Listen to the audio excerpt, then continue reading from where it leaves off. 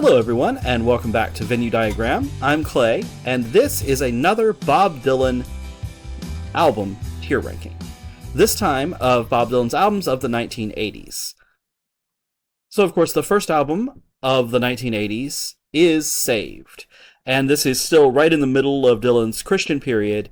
This is probably the one of those albums that I've listened to the least, because it's too much of the Christian iconography. It does have a few really strong songs on it: A Satisfied Mind, In the Garden, Are You Ready? They're all really good songs. They have high qualities. You can listen to like Dustin Lohman's discussion of it and get into more of like musical reasons why those things are higher quality than some other things in the same genre might be. It's just not an album that I listen to a lot. So I'm going to take Saved, and I'm going to have to put it down here on Desolation Row. So it can go out on Desolation Row with Self-Portrait and Dylan, and we can move on to the next album, which is, of course, 1981 and Shot of Love, the third of these albums in the Christian period, but probably the one that I've listened to the most and is pretty easily my favorite of them, even if I'm not certain if it's going to be ranked higher than Slow Train Coming on the list. There's some really great songs on here that I enjoy a lot. Lenny Bruce, Every Grain of Sand, Groom Still Waiting at the Altar, all have like really high quality, really good aspects to them. I love the lyrical expressiveness, and the imagery is getting back to kind of that surrealistic quality that I love the most about Dylan's writing. So where to place it on the tier list?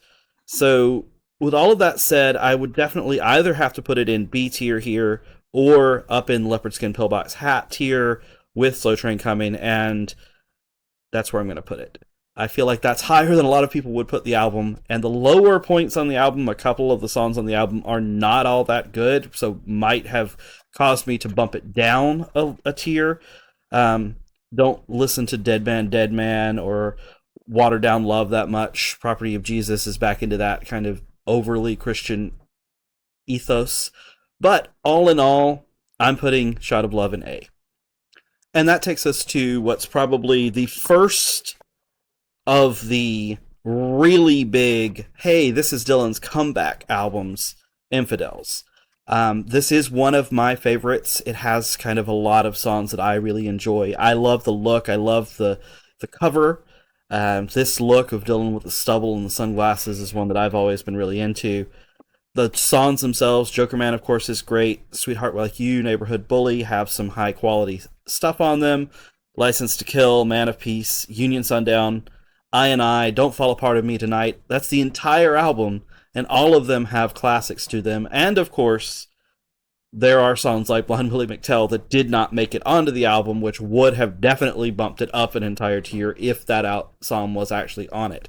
As it is, it's popping straight into the A tier, and it's so funny that I've put these early, late 70s, early 80s albums right here in this kind of A tier, when a lot of people don't think of that as a really good era for Dylan.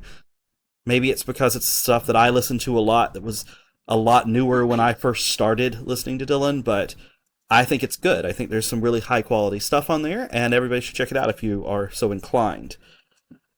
Now, of course, we're reaching the period where even a really, really big fan like me has a little bit of a harder time getting into this stuff. And the first thing is going over here to the live albums. Real Live is the next album on the list, and it has some interesting interpretations of some songs on it. It has some really wildly different interpretations of some songs on it, but it is one that I do not enjoy listening to. There's something about this. The other bootlegs from this time have better versions of a lot of this stuff, so I would recommend checking that stuff out. Check out the bootleg series, check out an actual bootleg, but Real Live is it's the one that is closest so far for me to going all the way down onto Positively 4th Street, because it's definitely not in any of these other categories for me. But I'm going to drop it in the D tier, Desolation Row. Again, it can be out there by itself. And now we've come to 1985 and Empire Burlesque, which is such an interesting Dylan album because it's barely a Dylan album. It's the most 80s style of all of them. It's the most overly produced. It's the most just kind of out there and everything. The songs are like mostly love songs. The feel is not right. The cover look is not right for Dylan. It is the beginning of this 3 album period that's probably considered by most people, including me, as kind of the nadir of Dylan's creative output. There are some stuff on here. There are some songs on here though that I enjoy. Tight Connection to My Heart is good. Emotionally Yours I like. When the Night Comes Falling from the Sky, I've heard some versions of that that are really, really, really good. But all in all, with the production quality, with the just look of the thing, with the time period that it came out, following up Infidels, it could have taken off from some of those areas and gone even further. Instead, it takes a big step backwards. It's probably the best of these next 3 albums, though, so I'm going to put it up here in the C tier. So, Biograph is the next Dylan album that was officially released. As you can see on this tier list, it's put down here with other greatest hits, and we didn't even talk about the other 2 greatest hits albums. It doesn't seem to me, because of just what was happening at the time, the idea that it was a box set, and it was the first box set, at least the first box set released by a major artist on like a wide scale. I remember that being such a big thing.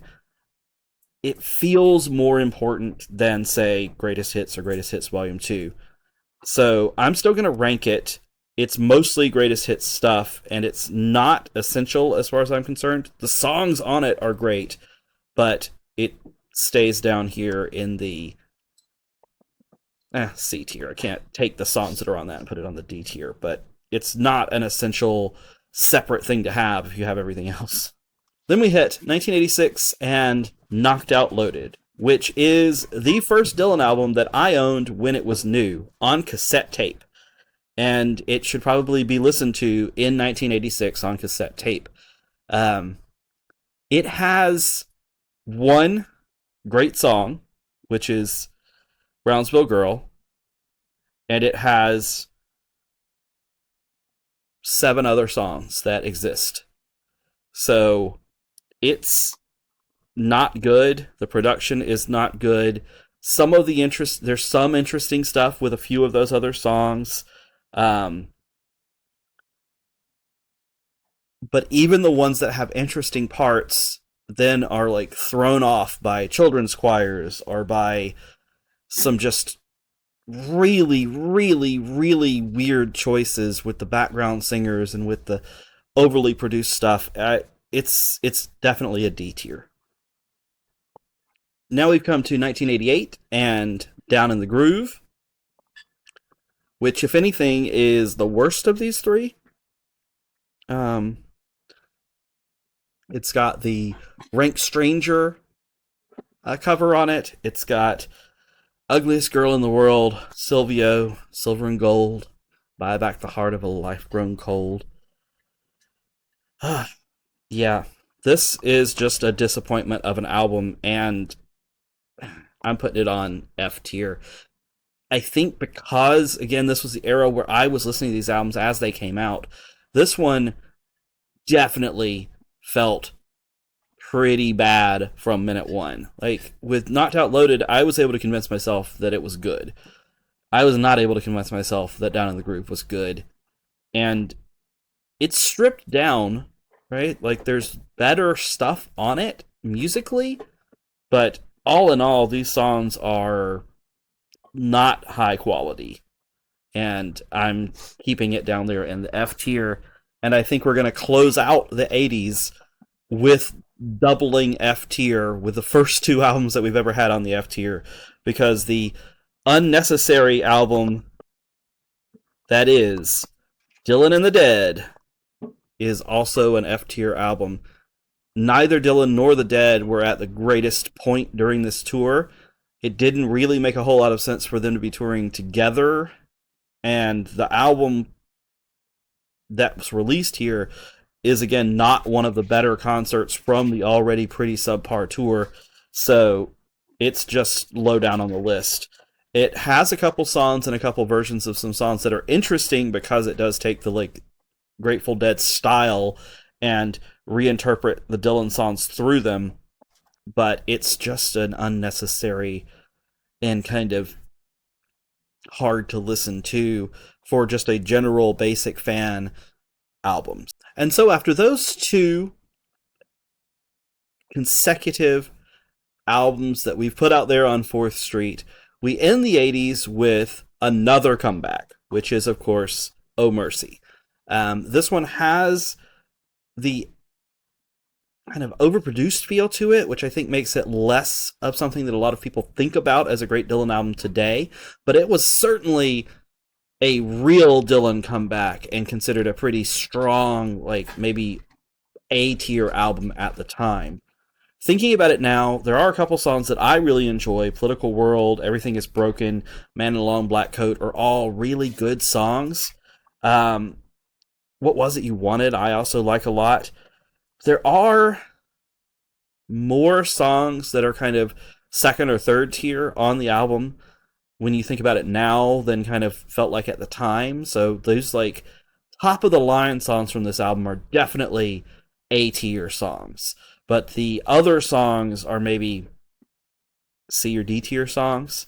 So that all in all, I'm going to put Oh Mercy in the B tier. Because, again, it certainly is a huge step up from Down in the Groove and Dylan and the Dead and Knocked Out Loaded. But it hasn't gotten back up to the heights of the heights that some of the other albums will in the future, and a lot of the albums that have come in the past had. So that finishes up the 80s for us. Thank you everyone for watching, and hopefully that you enjoyed this tier list. If you disagree with me, and you probably will, that's perfectly fine. As I said, these are just my feelings on these albums, how I feel listening to them, how I felt listening to them when they came out. Now that we're in the 80s, I can finally say that. If you have anything to say, please say so down below. Like, subscribe, share the video, and until next time, I'll see you out there somewhere.